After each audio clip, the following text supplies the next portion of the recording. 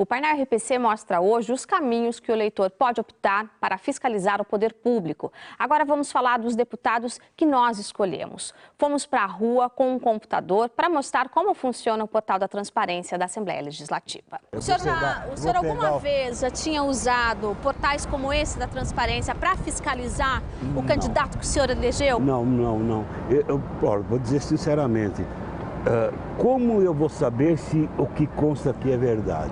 O que o senhor precisa para se sentir mais seguro diante dessas informações? Que venha um aval de um órgão que supervisione a Assembleia. O senhor acha que isso que o senhor parou agora, se colocou à disposição aqui no centro de Curitiba, de parar, tentar chegar a essa informação, é um direito ou é um dever do cidadão? Duas coisas. Eu acho que ele tem o direito e tem o dever de saber. O senhor também tem os seus interesses como cidadão, não tem? Tenho. E luta por eles? Luto. Na medida do possível, sempre luto, procuro buscar. Né? E fiscalizar. O senhor é um fiscal do poder público? É um fiscal modesto, porque é um fiscal. Mas a única coisa que eu tenho é na hora H votar, só. Já tem um poder enorme nas mãos, então, tem esse ano de eleição? Sim. E a gente fiscaliza como teve a atitude do governador, como se comporta a Assembleia. Tem que ficar de olho.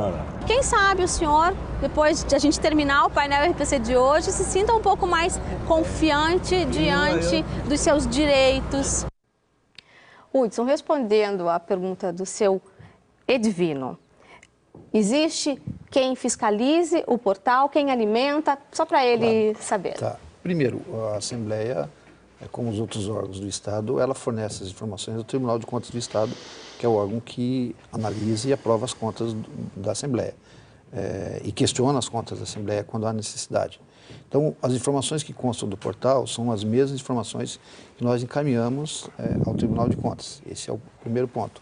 A questão de alimentar os dados, ela é de responsabilidade de cada área. Então, a área financeira, que vai ter o seu espaço ali, alimenta os dados financeiros.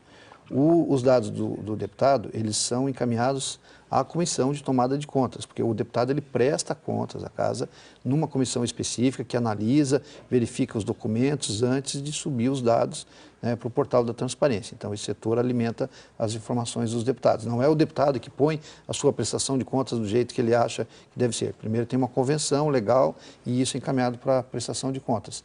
E, além disso, todas as outras informações do departamento, a diretoria de pessoal vai passar informação relativa à relação de funcionários, ganhos, né? E o mais importante, o presidente da Assembleia, o deputado Valdir Rossoni, ele usa muito uma frase que o melhor funcionário que um órgão público deve ter e a Assembleia tem é a transparência. E essa fiscalização ela deve ser exercida exatamente por exemplo, esse cidadão. Ao disponibilizar essas informações no portal da transparência, a Assembleia está assumindo uma parte só da transparência.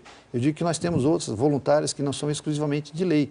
A própria disponibilização da sessão plenária ao vivo numa TV aberta e TV a cabo é um mecanismo. A pessoa vai poder acompanhar o comportamento do seu deputado. Mas eu não posso assistir a sessão plenária das 2h30 às 6 da tarde, segunda-feira. Mas a gente disponibiliza no canal do YouTube a sessão na íntegra para ele acessar a hora que ele quiser. Quando o seu Edvino até comenta, eu só posso votar. Ele tem um elemento forte na mão, tudo claro. na mão, ele né? Tem tudo. E para votar, tem que votar conscientemente, para depois não se arrepender, não é verdade? E essas ferramentas que você acabou de falar aqui são caminhos para que a gente possa verdadeiramente acompanhar as ações dos políticos que nós colocamos no poder. Agora, Luiz Domingos, o que você acha que precisa acontecer nessa relação, nesse meio de campo, para que o eleitor se sinta mais confiante no político que ele mesmo escolheu? Porque eles só estão lá no poder porque eles foram eleitos. Eu acho que os elementos fundamentais para o eleitor são aquilo que o parlamentar realiza do ponto de vista do perfil da atividade legislativa, legiferante desse parlamentar. Então, tem parlamentares preocupados com determinados temas, determinadas causas, como meio ambiente, direitos humanos. Então, o eleitor ele tem que tentar se identificar com esse tipo de parlamentar que chama atenção para esse tipo de demanda individualizada, segmentada. Eu acho que, por exemplo, os deputados, eles, além de fiscalizar o poder executivo, como princípio, eles têm que produzir leis para determinados setores sociais específicos. E os eleitores têm que procurar aquilo que lhes interessam, quais são as suas demandas. Qual é um caminho para que eu chegue até essas informações, para que eu consiga acompanhar a vida do político? O comparativo entre um deputado e outro e a performance e o quanto ele está gastando é importante sim, porque afinal de contas é dinheiro nosso. Eu já estudei alguns parlamentos de baixíssimo custo, por exemplo na Finlândia, Dinamarca e tal, que os deputados quase que pagam para lá estarem defendendo os interesses públicos e tem alta performance e alta qualidade na legislação. Mas eu gostaria de falar para o senhor que estava lá, que diz que a única opção senhor Ervino, que a única opção que ele tem é a do voto, que não. Ele tem a obrigação de contatar o deputado que ele votou e questionar quanto ao trabalho do deputado e reivindicar, inclusive.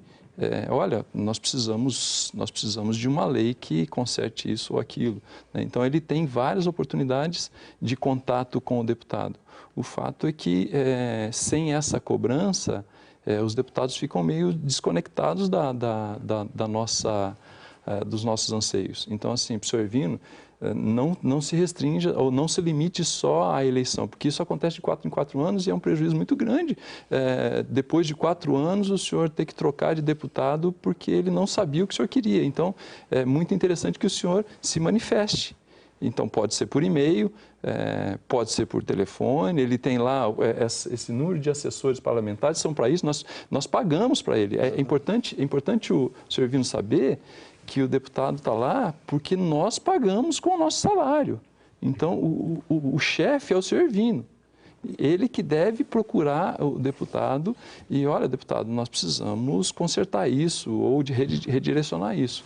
E ele pode, inclusive, ir pessoalmente. A Assembleia, o Legislativo tem a característica de ser, talvez, o poder que você possa ventilar mais as informações, e a presença ela é franqueada de uma forma ampla, né? Você tem as galerias, você tem o acesso aos gabinetes na Assembleia. Hoje você tem extrema facilidade de ter contato com os gestores do processo, com os deputados, e acompanhar uma votação, né? Eu não sei o horário da gravação da entrevista com o senhor Ervino, mas o senhor Ervino estava na Boca Maldita ali, tomando um café. Talvez ele pudesse, numa tarde, acompanhar uma sessão plenária. Quer dizer, ele tem um elemento que transcende a figura, mas eu não tenho acesso à internet, eu não sou familiarizado com computação, mas eu posso estar lá numa sessão plenária eventual, num tema específico que me interessa, né, e mantendo contato com o parlamentar que me elegeu ou o parlamentar que vai decidir e vai ajudar a decidir uma questão que me interessa. É certo, aqui mais caminhos para que o eleitor